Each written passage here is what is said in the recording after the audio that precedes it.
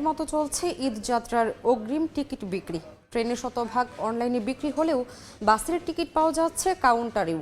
বাসের অগ্রিম টিকিট বিক্রির খবর জানাতে মহাখালী বাস টার্মিনালে আছেন রিপোর্টার মনির হোসাইন। সরাসরি যাচ্ছি তার কাছে।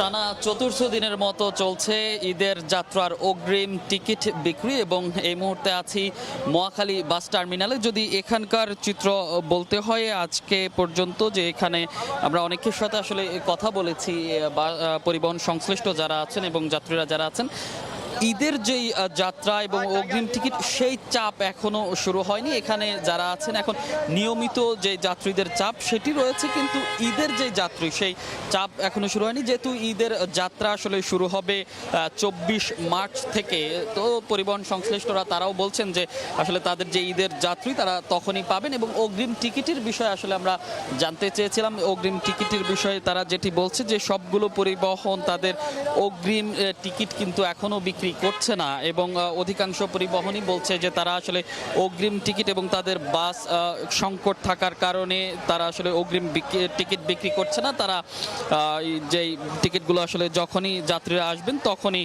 সাথে সাথে দিবেন, এই জন্য আসলে তারা অগ্রিম টিকিট বিক্রি করছে না।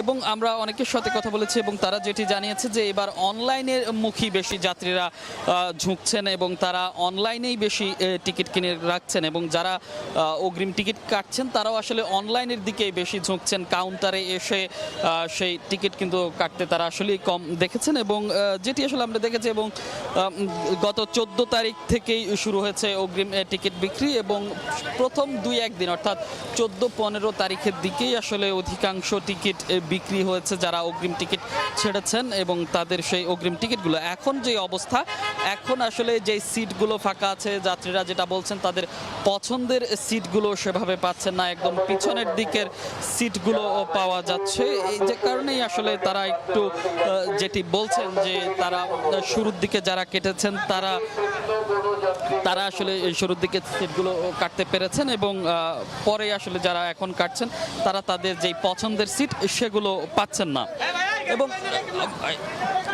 এবং এই যে অগ্রিম টিকিট বিক্রি সেটি কিন্তু চলবে আরও কয়েকদিন, এবং আগামী 30 মার্চ পর্যন্ত তারা অগ্রিম টিকিট বিক্রি করছেন, এবং সেদিন থেকে টিকিট পাওয়া যাচ্ছে কাউন্টারগুলোতেও।